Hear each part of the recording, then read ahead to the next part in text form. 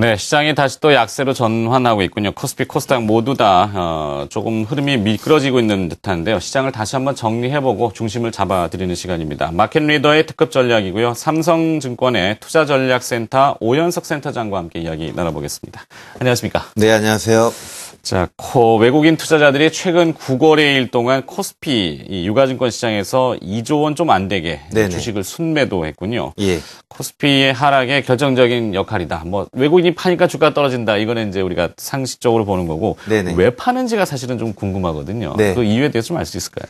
네, 지난주에 그 당사의 리서치 인력이 홍콩과 싱가포르에서 주요 이제 외국인 투자자들과 좀 미팅을 좀 했습니다.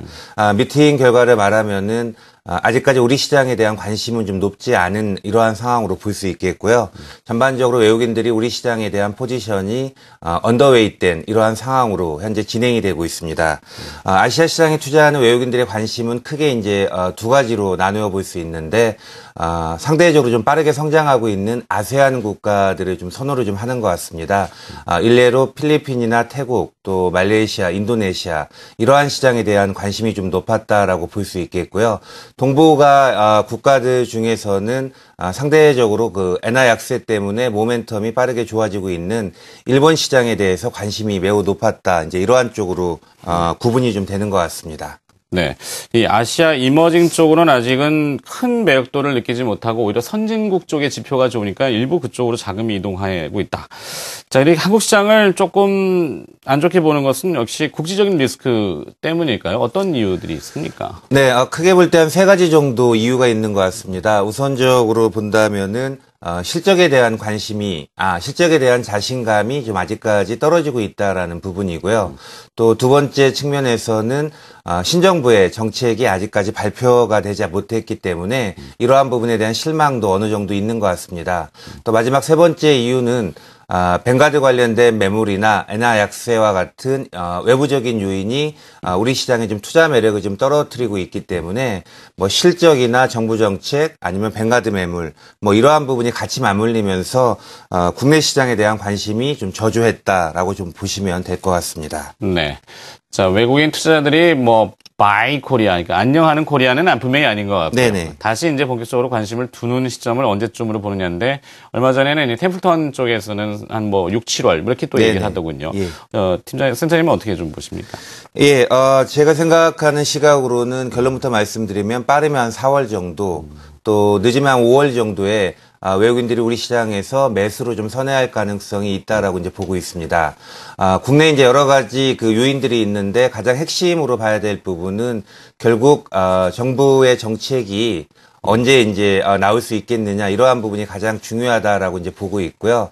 가장 이제 이상적인 시나리오를 꼽자면은 4월 초에 한국은행 금융통화위원회에서 기준금리 인하하고 또 4월 달에 발표되는 1분기 실적이 시장 예상치를 어느 정도 충족하는 수준에서 발표가 되고 또 4월 말에 주택 관련된 종합적인 대책이 나온다면 이러한 흐름 자체가 순차적으로 좀 맞물리면서 외국인들의 시각이 지금보다는 훨씬 더 긍정적인 이러한 쪽으로 방향이 바뀔 가능성이 있다라고 보기 때문에 빠르면 4월 아니면 늦어도 5월 정도 되면 외국인들이 우리 시장에서 다시 매수 전략으로 선회할 수 있다라고 보고 있습니다. 네. 역시 날이 좀 풀리고 따뜻해지면은 또 시장도 좀 풀릴 모양이군요. 네네. 자, 그렇다면 이 외국인들의 관심이 업종과 종목에 대해서는 어떤 시각을 좀 가지고 있던가요? 네, 일단 당장은 IT 업종을 가장 유력한 대안으로 보고 있고요. 워낙 실적 모멘텀이 다른 업종 대비해서 좋기 때문에 지금 IT 업종에 대해서는 여전히 외국인들 시각이 긍정적인 것 같습니다. 다만 우리가 생각해 볼 수 있는 가장 대표 종목으로 얘기할 수 있는 삼성전자나 SK 하이닉스 또 LG 디스플레이 같은 경우에는 외국인들 비중이 충분히 채워져 있기 때문에 지금 정도에서는 그 세컨티어 쪽의 IT 업종을 찾고 있다라고 보시면 될 것 같고요. 여기에 이제 가장 부합해서 접근해 볼 수 있는 종목이 LG전자 정도 된다라고 좀 보시면 될 것 같습니다. 스마트폰 쪽에서 외형 성장이 좀 가능하기 때문에 LG전자에 대해서는 상대적으로 좀 관심이 높다라고 생각을 좀 하고 있습니다.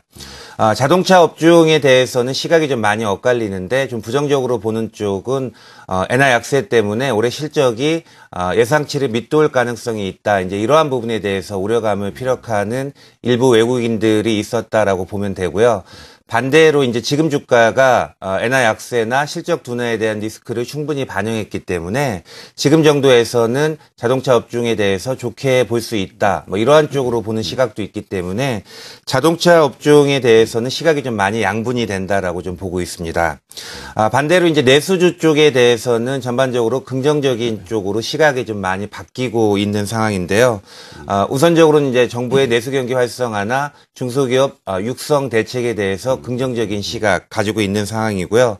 또 가계가 상대적으로 그동안 소비를 많이 움츠려 들었기 때문에 소비에 대한 여력이 좀 어느 정도 생겼다라는 부분에 대해서 긍정적으로 좀 보는 것 같습니다.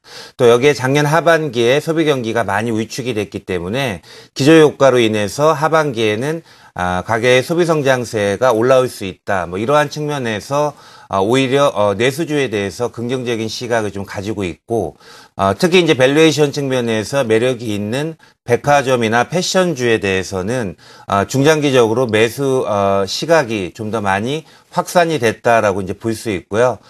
제가 생각하기에는 여기에 가장 부합할 수 있는 종목이 백화점 업종 내에서는 현대백화점, 또 패션주에서는 LG패션, 뭐 이러한 종목에 대해서 외국인들 시각이 향후에는 매수 쪽으로 진행될 여지가 높다라고 생각을 하고 있습니다. 네. 자, 계절적인 요인도 분명히 작용을 좀 할 수도 있겠죠. 네. 자, 외국인 투자자들이 단일 주체가 아니지 않습니까? 한 명이 아니니까 여러 네네. 시각이 있을 수 있고 그것을 평균 내다 보니까 뭐 시야가 좁아질 수도 있는데 이건 뭐 외국인 시각은 요 정도로 정리를 해보고 지수에 집중을 하다 보면 시장 전체를 놓칠 수도 있는 부분인데 최근에 중소형주의 강세, 네. 뭐 대안 시장이다, 틈새 시장이다 이런 얘기들도 많이 하던데요. 중소형 종목들은 어떻게 시장을 보고 계십니까? 네, 일단 그 코스피 550선에서 중소형 개별 종목도 변동성이 커진 것은 분명한 것 같습니다. 특히 이제 코스피와 코스닥 시장 간의 디커플링이 진행되는 상황에서 대형주 주가가 계속 눌려 있고 코스닥 시장만 나홀로 강세가 진행됐기 때문에 지금 정도 주가나 지금의 흐름만 놓고 본다면은 코스닥 시장도 어느 정도 부담스러운 상황에 올라와 있다라고 보셔야 좀 될 것 같고요. 특히 이제 기술적인 측면에서 본다면은 작년 10월 달에 이제 코스닥 시장이 고점에 올라왔던 그러한 상황과 대체로 이제 비슷하게 진행이 되기 때문에 과열을 이제 부분적으로 해소하는 이러한 과정을 좀 거칠 가능성이 있다라고 보고 있습니다. 지금 그 표에 나와 있듯이 코스닥 시장의 기술적 과열을 비교를 해본다면은요, 작년 10월 달에 고점하고 현재하고 비교해 볼 때 60일 이격도가 108% 정도까지 올라와 있는 상황이고 신용잔고도 작년 10월 고점이 1조 9천억 또 현재도 1조 9천억 정도의 위치에 있기 때문에 대체로 이제 주가만 놓고 본다면은 어느 정도 과열권에서 템포 조절할 가능성이 매우 높아졌다라고 보시는 게 맞을 것 같습니다. 다만 이제 작년 10월하고 지금하고 비교해서 좀 차이점이 나올 수 있는 부분이 기관과 외국인들의 시장 참여에 대한 비중이 훨씬 더 올라가 있기 때문에 상대적으로 그 작년 10월보다는 코스닥 시장이 질적인 측면에서 좀 건전해졌다. 이제 이러한 그 해석은 가능하다라고 이제 보고 있습니다. 그래서 그러한 측면에서 본다면은 550선 전후에서 주가가 추가적으로 레벨업 하기보다는 단기간의 과열을 해소하는 과정에서의 주가의 풀백 가능성이 분명히 있다라고 보시는 게 맞을 것 같고요. 다만 이러한 물량 소화 과정을 거친다면 전반적으로는 추가적으로 레벨업 가능성이 있기 때문에 지금 당장은 종목을 좀 슬림화할 필요는 있겠지만은 전반적인 시각에 대해서는 긍정적인 시각 유지하셔도 나쁘지 않은 것 같습니다. 네. 자, 전략을 어느 정도 얘기를 다 해주셨는데요. 시장 전망 짧게 하고 전략 한 번만 더 마무리해서 요약해 주시겠습니까? 네, 코스피 그 2000선 이하에서 주가의 다운사이드 리스크가 크지 않기 때문에 오히려 좀 단기적인 등락에 크게 개의치 않는다면은 매도보다는 보유, 또 보유보다는 저가 매수 쪽으로 임하는 게 좋지 않을까라고 보고 있습니다. 개별 종목 같은 경우에는 최근에 주가 흔들리는 과정에서 21선이 깨지고 있지만은 반대로 이제 거래소의 대형주 같은 경우에는 주가가 선조정을 많이 받았기 때문에 지금은 오히려 121선 이동평균선 주위에서 주가가 좀 하방 경직 테스트한다라고 보시면 오히려 급등한 개별 종목보다는 소외됐던 대형주 쪽에 대해서도 균형된 시각을 좀 유지하시는 게 좋을 것으로 보고 있고요. 지금 정도의 흐름 하에서는 거래소 시장 내에서의 지주회사 또는 IT 대형주, 여기에 일부 내수주에 대해서도 저가 매수 시점을 좀 포착하시는 쪽으로 의사결정하시는 게 상대적으로 현장세에서 대응하는데 바람직한 선택으로 판단을 하고 있습니다. 네. 자, 이렇게 정리가 되겠군요. 단발성 재료들이 많이 쏟아져 나옵니다. 이 잔파도에 흔들리지 마라라는 증시 격언이 있듯이 큰 항해를 준비하는 입장에서는 오늘처럼 시장이 뭐 오르락내리락 할 수 있지만 멀리 좀 보시고, 네, 잘 좀 대응을 중심을 잘 잡으셨으면 좋겠다. 이런 당부를 해주신 것 같습니다. 네, 마켓 리더의 특급 전략 삼성증권 투자전략센터의 오현석 센터장이 수고를 해주셨습니다. 고맙습니다. 네.